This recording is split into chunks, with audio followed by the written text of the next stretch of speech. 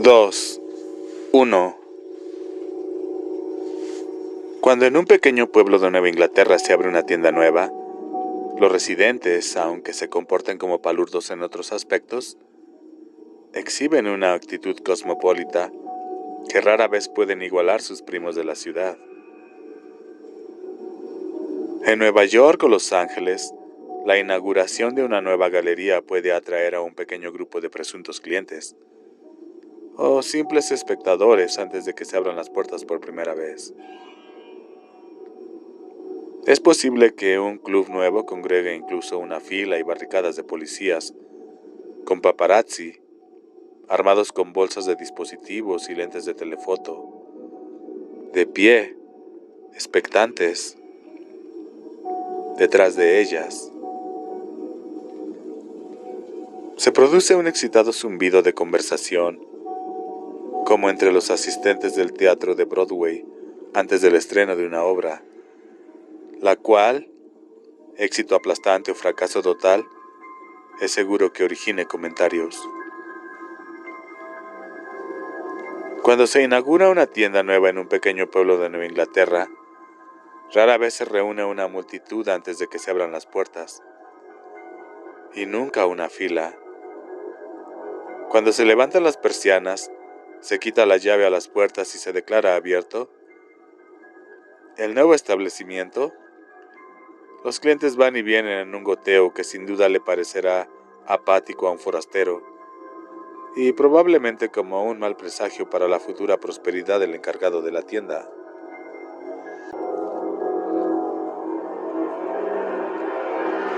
Con frecuencia, la impresión de falta de interés disfraza una intensa anticipación y una observación aún más intensa. Cora Rusk y Myra Evans no eran las únicas dos mujeres que habían mantenido zumbando las líneas de los teléfonos a causa de Needful Things, cosas necesarias, las semanas previas a que abriera. Sin embargo, ese interés y anticipación no alteran el código de conducta conservador de los compradores del pequeño pueblo. Hay ciertas cosas que no se hacen, sencillamente, sobre todo en los estrechos enclaves yanquis al norte de Boston. Estas sociedades, durante 9 meses de cada año, son mayormente suficientes para sí mismas, y se considera de mal gusto mostrar demasiado interés, demasiado pronto, o en cualquier otra forma que indique más que una curiosidad pasajera, por así decirlo. La visita a una tienda nueva en un pequeño pueblo y la asistencia a una fiesta de prestigio social en una gran sociedad son actividades que causan una enorme agitación entre los posibles participantes. Y existen reglas para ambas ocasiones, reglas tácitas, inmutables y extrañamente similares. La principal entre estas es que no se debe ser el primero en llegar. Desde luego, alguien tiene que romper esta norma fundamental, o nunca llegaría nadie. Pero es muy probable que una tienda nueva permanezca vacía por lo menos los siguientes 20 minutos después de que se ha dado vuelta al letrero de cerrado en el escaparate para que diga abierto por primera vez. Y un observador entendido apostaría con certeza a que los visitantes iniciales acudirán en grupo. Un par, un trío, pero lo más factible es un cuarteto de damas. La segunda regla consiste en que los compradores que investigan muestren una cortesía tan estricta que raya en lo gélido. La tercera es que, en la primera visita al menos, no se debe preguntar la historia de los nuevos propietarios de tienda o pedirles pruebas de su autenticidad. La cuarta establece que nadie lleve un regalo de bienvenida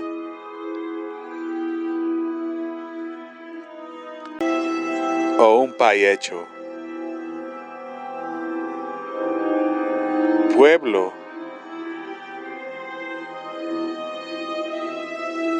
o un pie hecho del pueblo en especial uno tan casi como un pastel en casa.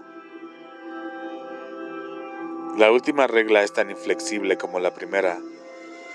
Uno no debe irse al último.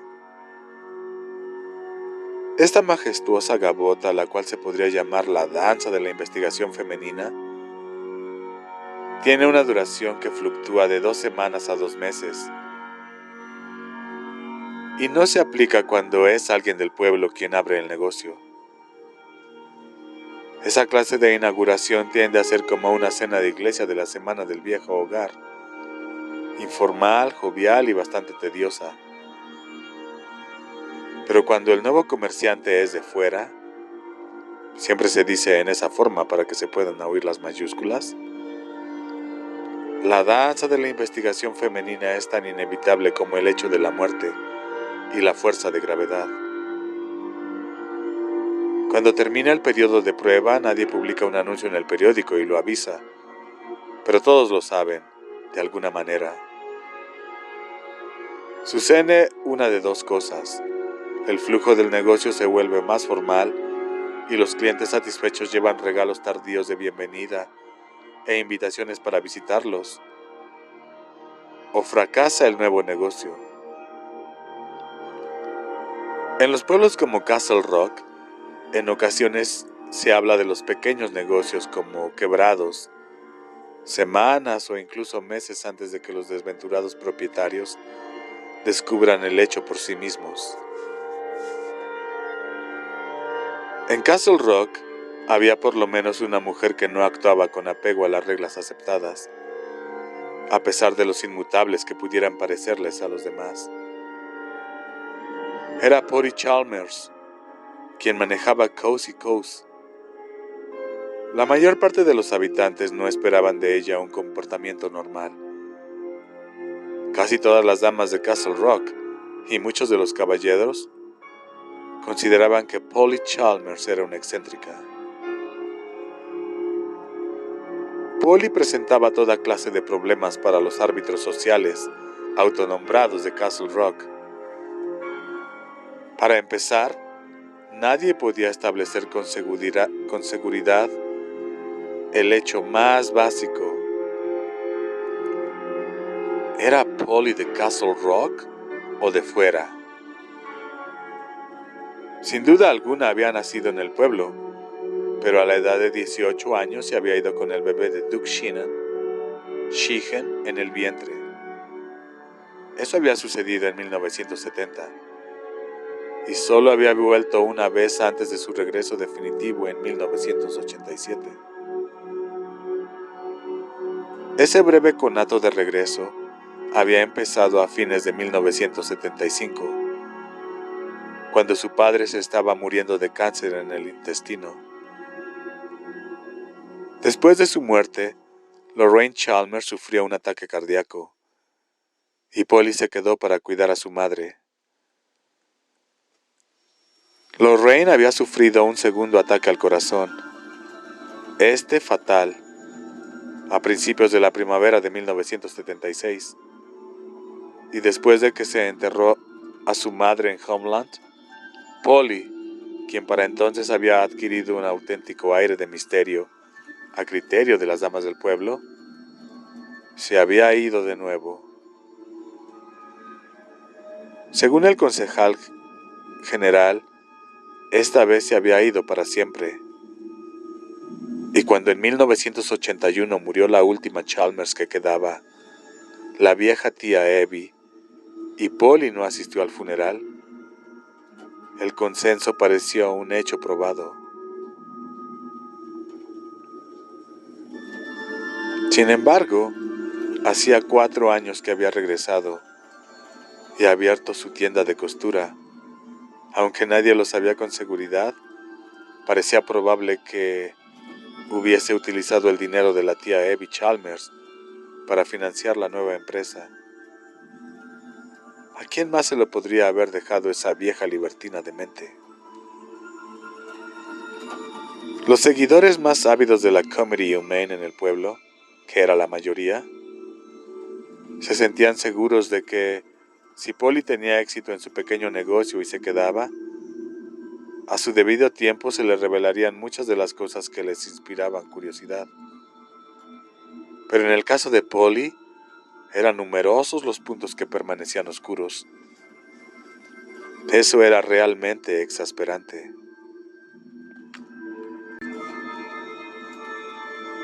Se sabía que había pasado algunos de los años intermedios en San Francisco, pero nada más.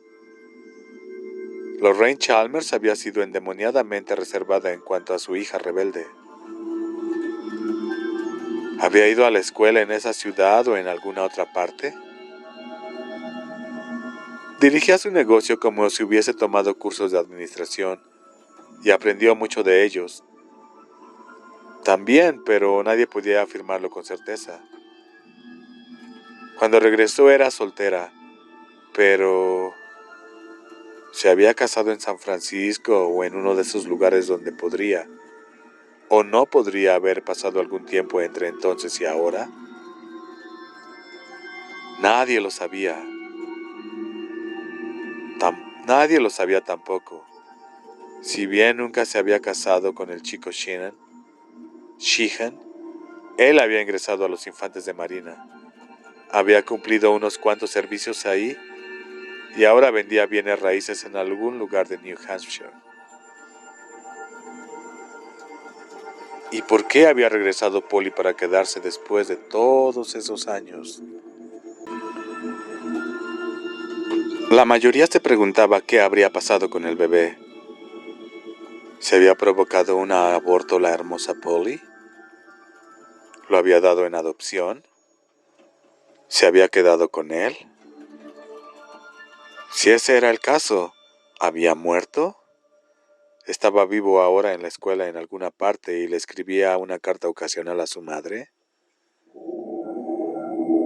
Nadie conocía esos detalles, tampoco, y en muchas formas las preguntas sin respuesta acerca del bebé eran las más mortificantes. La chica que se había marchado en un Greyhound con un bebé en el vientre, ahora era una mujer de casi 40 años y había vuelto. Vivido y hecho negocios en el pueblo durante 4 años, y nadie sabía siquiera el sexo del bebé que había ocasionado que se fuera. Últimamente, Polly Chambers había dado al pueblo una nueva demostración de su excentricidad, si es que se necesitaba. Sostenía relaciones con Alan Pangborn, el comisario de Castle Rock, y hacía tan solo 1 año y medio que el comisario Pangborn había enterrado a su esposa y su hijo menor. Esta conducta no era todo un escándalo, pero era excéntrica, ciertamente. Así que nadie se sorprendió cuando vieron a Polly Chalmers caminando por la calle Main, desde su puerta hasta la de Needful Things, cosas necesarias, a las 10:02 de la mañana del 9 de octubre. Ni siquiera les sorprendió lo que llevaba en las manos enguantadas. Un recipiente Tupperware que solo podía contener un pastel. Era, comentaron los locales, cuando lo discutieron más tarde, muy propio de ella. 2. El escaparate de Needful Things, cosas necesarias, ya estaba limpio de jabón y se había colocado ahí una docena más o menos de objetos. Relojes, un marco de plata, una pintura, un precioso tríptico en espera de que alguien lo llenara con las fotografías amadas. Polly miró estos artículos con aprobación y luego se dirigió a la puerta. El letrero que colgaba de ella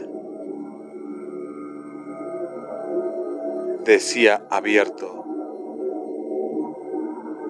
Cuando Polly obedeció la sugerencia del letrero, una pequeña campanilla tintineó sobre su cabeza.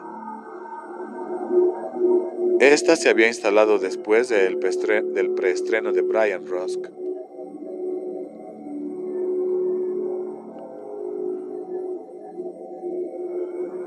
La tienda olía a alfombra nueva y pintura fresca.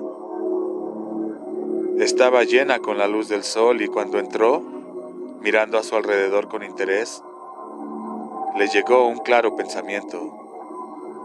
Esto es un éxito. Ni un solo cliente ha pasado por esa puerta todavía, a menos que yo sea uno, y ya es un éxito. Extraordinario. Esos juicios precipitados no eran propios de ella, ni tampoco lo era la sensación de aprobación instantánea, pero eran innegables. Un hombre alto estaba inclinado sobre una de las vitrinas de cristal. Cuando tintineó la campanilla, levantó la mirada y le sonrió. «Hola», dijo. Polly era una mujer práctica con un criterio bien definido y a quien en general le agradaban sus propios conceptos. Y por esta razón le resultó complejo el instante de confusión que le invadió cuando vio los ojos de este desconocido. «Lo conozco», fue el primer pensamiento. Fue el primer pensamiento claro que apareció a través de la nube inesperada. «He visto antes a este hombre». «¿Dónde?». Sin embargo, no era así, y ese conocimiento, esa seguridad, llegó un momento más tarde. Fue un déjà vu, supuso, esa sensación de recuerdo falso que afecta a todo el mundo de vez en cuando. Una sensación que es desorientadora por ser tan ilusoria y tan prosaica a la vez.